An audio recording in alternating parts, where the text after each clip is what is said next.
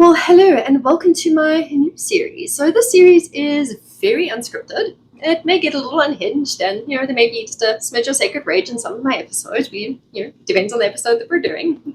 See how that goes. But the primary purpose of the series is to shed light on what it's actually like to be a naturally gifted medicine person. Because my golly, the amount of glamorized bullshit misconceptions out there of what it's like to be someone like me. Oh man, am I sick of it. I am so sick of it. So that's what the series is predominantly for. So that's why it's a little bit of the sacred rage that comes out. But I'll be tactful because tact is a skill that I have learned over the years. So I'm going to try and be as tactful as possible. But I make it a little heated every now and then. But 25 years of doing this, I think I'm well within my rights too. So that's the primary purpose of this series, and also for the medicine people that are out there watching it, to give you voice and words to your lived experience. Because honey, I see you and I see the shit that you go through as a medicine person. Like I say, the over glamorization of us, like we got to stop that. Social media and Hollywood, like stop, please stop. Okay.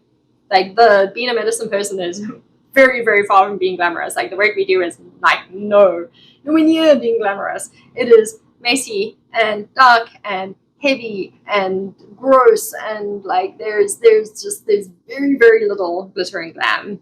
And then for those who aren't naturally gifted, when you hear us say, we're psychic and we're clairvoyant and we're mediums and we can connect to the other side and we can heal people naturally with this, just the use of our hands, and you're like, that must be so cool. Like, what an amazing gift to have. No, honey, it comes with a hell of a lot of stress, anxiety, panic, and responsibility.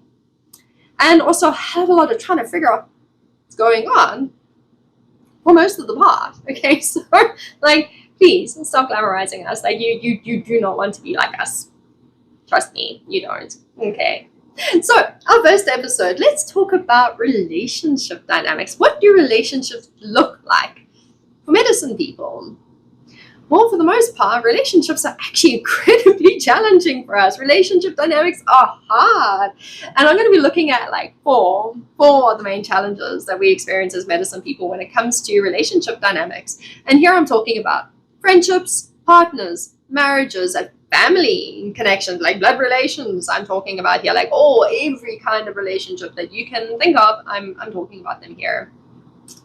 So if you're not a medicine person, you may be sitting there thinking, well, if you're a medicine person, surely relationships should be easy for you. I mean, you're psychic, you can mind read your partner and know what your partner wants and know what your friends want, and you're nurturing and compassionate and caring. So why would you struggle with relationships? Well, it's not because of anything that we're doing as medicine people. It's very much based around the dynamics of the people around us is where the issues are actually coming from. So this is a little bit of a two-way educational conversation. So medicine people here, I'm giving voice to your lived experience because I know most of you have gone through these experiences, because most of the practitioners that I know, we've had this conversation, but as a community, like, we're not talking about this, and we need to talk about them. We need to talk about the challenges of relationships for us as naturally gifted people, because they're there. They very are blatantly there. So let's have this conversation, man. Let's talk about this in the community. And for those who aren't medicine people, welcome to class. Welcome to Relationship 101 for medicine people. Like, what it's like to be us. So, first relationship dynamic. People that are there today and gone tomorrow. Those that ghost us. Whew, golly. So, we step out into a social setting and we're meeting friends of friends, or maybe we're going on a date for the first time in 10 years, because most of us are grossly introverted and we just we're not very social. So we do step our big toes out into the social world, and invariably the question comes up. So what do? It gets learned, you work with that modality, or you're naturally gifted, you're a psychic, you read tarot, that's really cool. 99% of the time they'll be like, that's really cool. Occasionally you'll get the ones that be like, oh my god, that is terrifying, you're gonna burn in the depths of hell. Or they're like, oh my god, please don't look at my soul because you're gonna see all my stuff. They're not wrong, because we are. But most of the time we get met with the, that's really cool. What can you tell me about myself? Have you got your cards with you? Can you do a reading for me? Or can you try some Reiki with me? Have you got your acupuncture needles? Can we do a session? I mean, really, they're asking for a free session, like really, like long and short of it.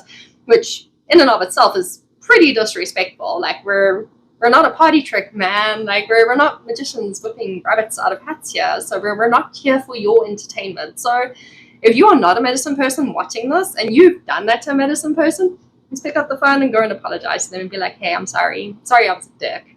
Hey, sorry I was disrespectful. Because our gifts, they're God-given. They're source-given. They are sacred. And they are hella deserving of respect. Okay, so you are now a little bit more informed, a little bit more educated. So please do better. Thank you. All right, so back to the topic at hand. So we meet these people and they're like, oh, that's really cool. You know, what can you tell me about myself? And this is all very exciting. And what these people don't realize, because they're expecting some kind of fucking party trick, you know, you put them rabbit out of a magician's hat, is that as a medicine person, we have that capability to see you, all of you, everything, every last little bit of it. We will do some Reiki on you, and likely we're going to pull up some of your stuff, you know, some of that emotional stuff that you've chunked up into the deep dark corners of yourself, and you're like, oh, that doesn't exist anymore, that's all hidden away. Well, our job as medicine people is to bring that stuff to the surface. So when you're like, oh, what can you tell me about myself? Or, oh, can we do a session? Sure, honey, let's go for it. Like, let's do it. But us as medicine people, we have a bit of a responsibility here to preface and educate, because clearly we can see they're not educated, and be like, well, you know, it make it a little bit personal. You know, I can try and go in a little bit lightly, but we can't always guarantee what's going to be shown to us. You know, we might go into the deep dark depths of this person's hell. We don't know. We don't know until we peek behind the curtain and have a look at what's there. You know, so we can't preface to the full extent of what we could be seeing, but we can do some prefacing and be like, hey, you know, this work can be, you know, get very personal. We can see things that you might not want us to see. You know, are you sure you want me to tell you what I can see about you? You sure you want me to put my hands on you? Sure you want me to poke you with my needles? You know, and now we're asking for consent.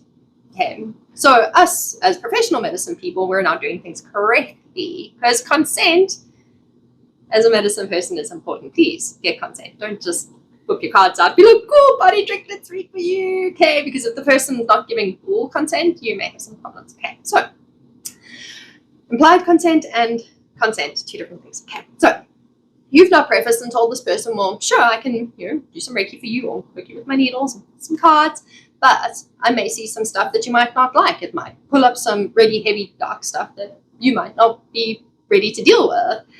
And they're like, oh, no, please, you'll be fine. I got nothing to be ashamed of. I'm not hiding anything. Honey, we're all hiding something. We are humans. Like, come on. Like, if you have nothing to hide, I want to meet you. I want to meet you, and I know how you have lived your life that way. Okay, so as a medicine person, be responsible and preface and educate and get that consent. And if the person's still like, let's go for it. If you have enough capability to do a little bit of a lighter session, go for that. Or you can actually be deeply self-respectful and be like, well, you know, here's my booking link. If you're curious to really try a session, you know, here's my link. You're more than welcome to book a session with me. I'd love to see you in my office on Monday. I've got an opening at 9. Because now we have an energy exchange and we have some balance. Yeah, and that's helpful. That's important. Yes. So you do have that option as a medicine person. You can throw that out there. You're not doing anything wrong. So ideally, that's probably what the first thing you want to do is be like, well, here's my card. Here's my rates. Here you go. For the session.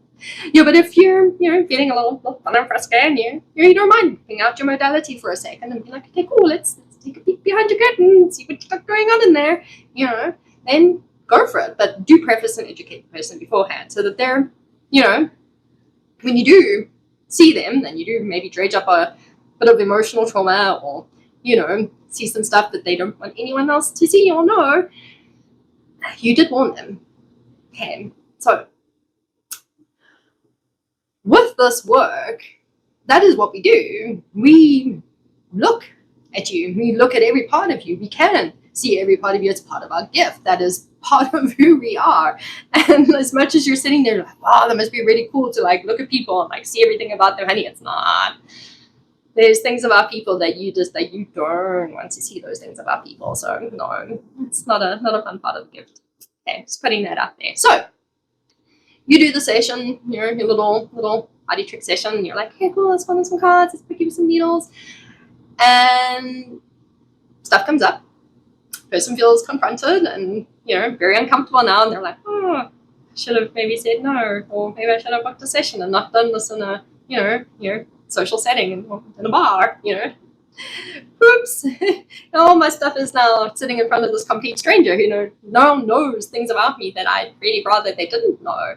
And what they're going to do is they're going to hightail it out there, because now you have terrified the absolute living shit out of them, because oh my god, you've just seen things about them that they've hidden from the entire world and thought was safe and secure, things that they didn't have to look at or deal with, safely tucked away in all the deep dark recesses, and it's now not anymore. So you've gone on that first date that you haven't been on a date in 5 years because you're horribly introverted, and everything's going well and you're vibing with this person, you're connecting, and you're like, oh my god, this is amazing, I think I can see this going somewhere. And then you whip out your modalities and your gifts, and they see you and you see them, and they're like, bye Felicia, okay, I'm scared now, bye. And then we never hear from them again. And for a medicine person, that feels really horrible, because we're like, oh my god, what did I do wrong? Was it me? No, honey, it wasn't you, it's them. Yeah, this is really, really one of those instances where it's not you, it's them. Because they weren't ready to be told what you told them. They weren't ready for that level of confrontation. They weren't ready for that stuff to come up. And now all of a sudden they're going to process all these things that they thought they'd tucked away so neatly. They don't want to be there anymore.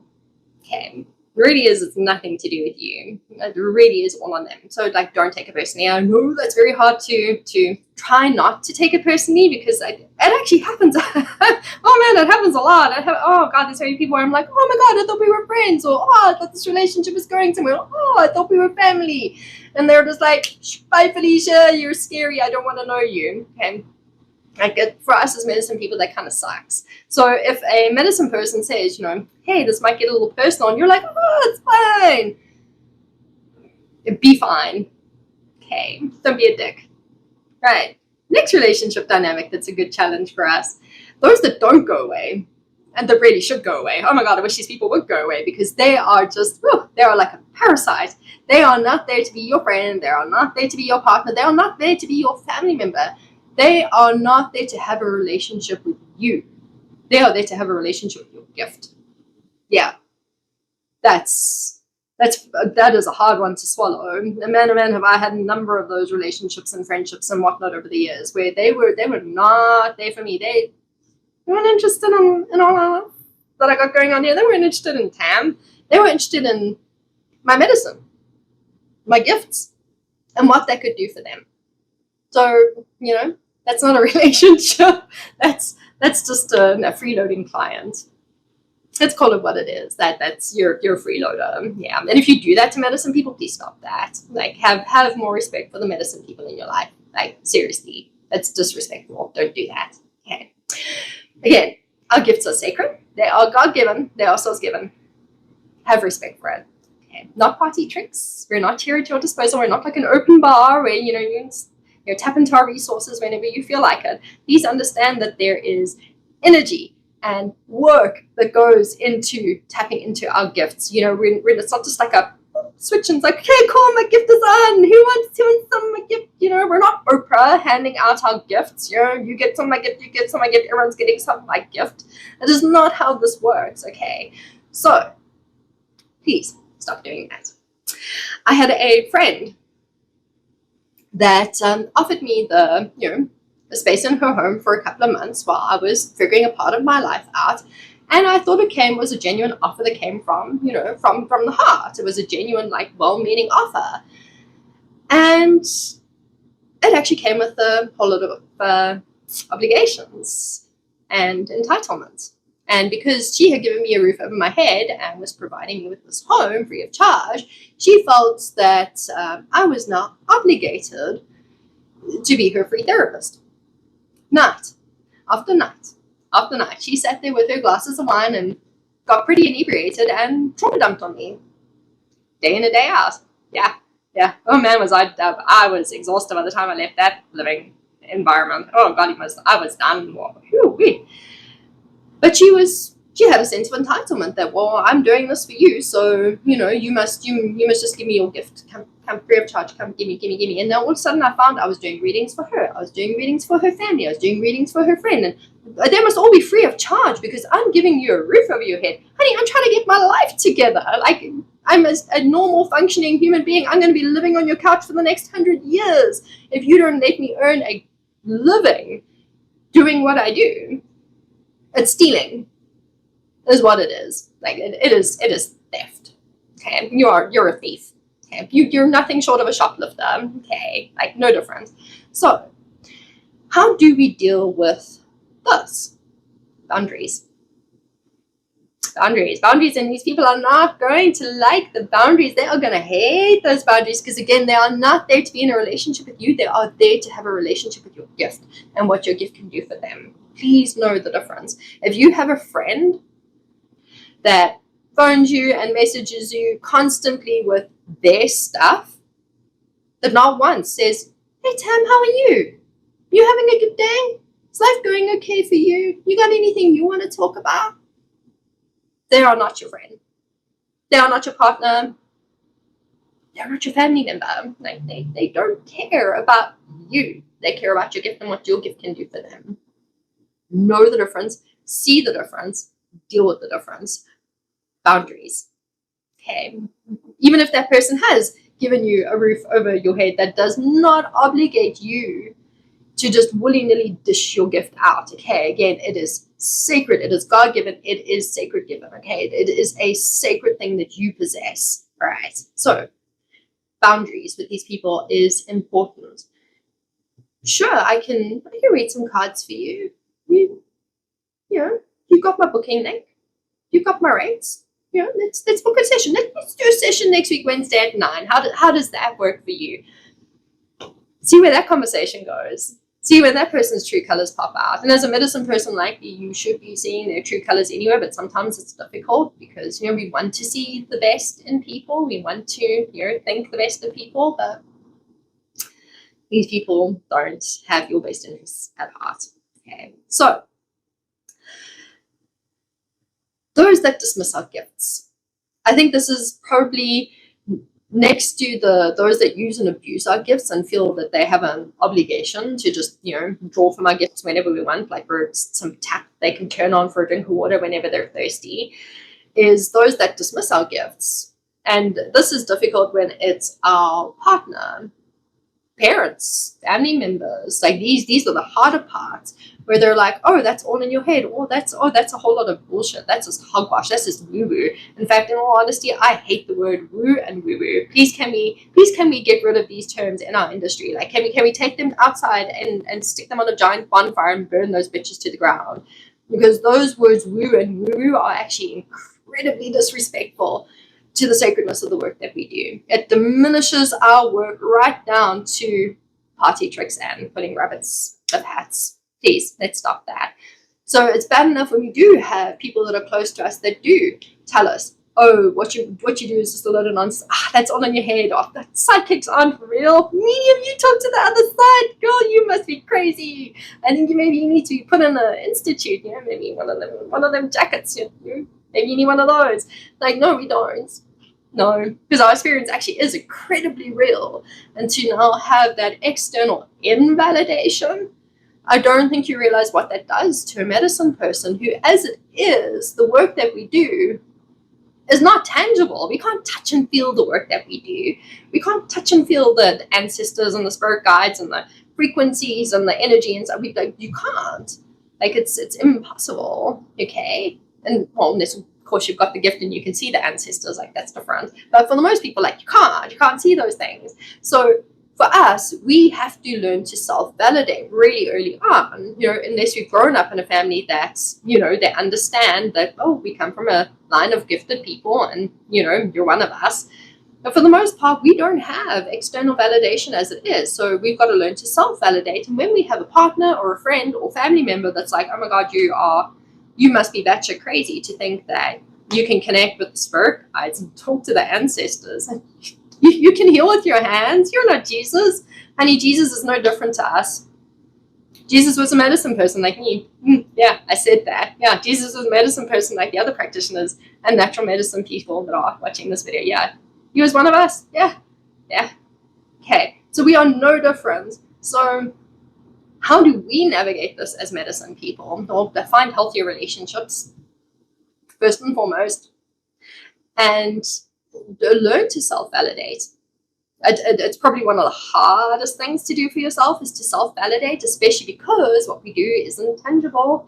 And we do question a lot of times, like, oh my God, is this really happening? Am I really having this vision? Am I really getting this message from the ancestors? As it is, we struggle to validate our own selves. So to have external invalidation thrown on top of us, not an easy relationship dynamic to navigate. So ideally, like, let's avoid those relationships if we can. And if we can't, find a community that will help you with that external validation. Go and find your people. Go find other medicine people that see you and acknowledge you and that can help validate you, because sometimes we do need external validation, because again, stuff we do is intangible. We can't touch and feel it. We're not doctors handing out prescriptions and you come back next week and you're feeling better. We're putting hands on you and giving you energy and you're coming back next week and you're feeling better. It's different. It's very different for us. So learn to self-validate, hard as that is, and find people that will help you, give you healthy external validation. And if you can, try avoid the relationships with the people that are going to invalidate you, because you're going to struggle through that relationship. You really are. Last relationship dynamic, and here's a fun one, and I'll probably do a full episode on this with my practitioner pitfall series, because it is definitely a pitfall for a lot of us practitioners. Been there, done that. And that is attachment in clients. Clients that are like, oh my God, you make me feel a bit better about myself, and you make me feel so good, and I feel so safe, and oh, please can we be friends? Tam, back in the days of Baby Rita, was like, sure, we can be friends, because I thought, not knowing any better, not knowing things like attachments existed in sessions, those are, things that therapists deal with. Well, we're no different to therapists in that regard. I really thought that these people liked me, Tam, the person sitting in front of them, that they wanted to be my friend. They wanted to be friends with me, the person, the human. They didn't. They don't want to be my friend. They want to be friends with my gift. They become the people that don't leave. The relationship dynamic I spoke about earlier, where it's like, oh my God, I wish these people would leave. That's where these clients go. They become that relationship where it's like, oh my God, why am I friends with this person? And I did. There was a good stretch where I had so many friends and I was exhausted, because these friends now had that sense of entitlement where it's like, oh, well, we're friends now, so I get all the freebies, because we're friends. You can't charge me. And you're my friend, I'm going to charge you. And you're family, I'm going to charge you, okay? And something was taught to me years ago is that if you're going to work with friends and family, they will be the worst clients that you will have. Oh my God, that is true. Either don't charge, don't charge at all, or charge double. I vote for charging double, yes. Purely because of the headache that comes with working with a lot of them. So you don't want to be friends with your clients. As someone who's done this work for 25 years, can you imagine with the hundreds of people that I have worked with over the years, if I was friends with every single one of them, where would I have time to take a pee, brush my teeth, eat dinner? I would just be busy with other people all the time. And that would be insanity. That would literally be the definition of insanity if we did that. I had this conversation the morning that I made the recording of this video. I had the conversation that I was going to be doing this series. I do an accountability call each morning, and there's a coach that runs it, and there's another practitioner on the call, and they were like, oh my God, I'm so glad you're doing this series. We definitely need to talk about these things. And we spoke about this attachment in client relationships, and I said, can you imagine if we were friends with all our clients? And they were like, oh my God, that would be awful, that would be exhausting. Yes, it would be. So please don't be friends with your clients. That is not a relationship dynamic that you need to be building or pursuing. What we need to be doing in those instances is understanding attachment, and that attachment happens in therapeutic-based relationships, which, as much as we are not counselors or licensed therapists or counselors or whatever, work that we do is incredibly similar in the fact that it is likely going to form things like attachment in sessions. Where your clients are like, oh, you make me feel so safe. It's no different to woman being rescued out of a fiery building by, firemen, and they're like, oh my god, I want to marry this person and spend the rest of my life with this person. You've never met this person before until they shipped you out of the burning building. Like, okay, it is a psychological response. It is normal. It's completely normal. They're not doing anything wrong. You're not doing anything wrong. It is normal. Educate your client on the fact that it is normal and what is actually happening in the room right now. Well, I hear you, and like I'm love that you want to be my friend, and I think that's great.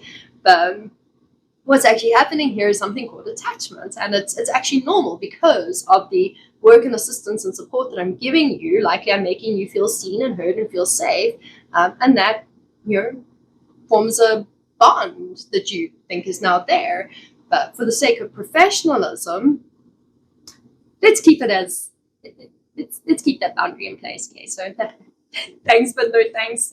I have enough friends already. Okay, so don't be friends with your clients. I don't pursue that relationship dynamic. But that is one of the things that we deal with as medicine people. Is like it is a natural response where people will have a session with us and they're like, oh my god, I want to be your friend. You make me feel so great. And while that's cool, you will not have time to pee or eat or sleep or anything if you're going to be friends with all your clients. So let's not do that. So again, education.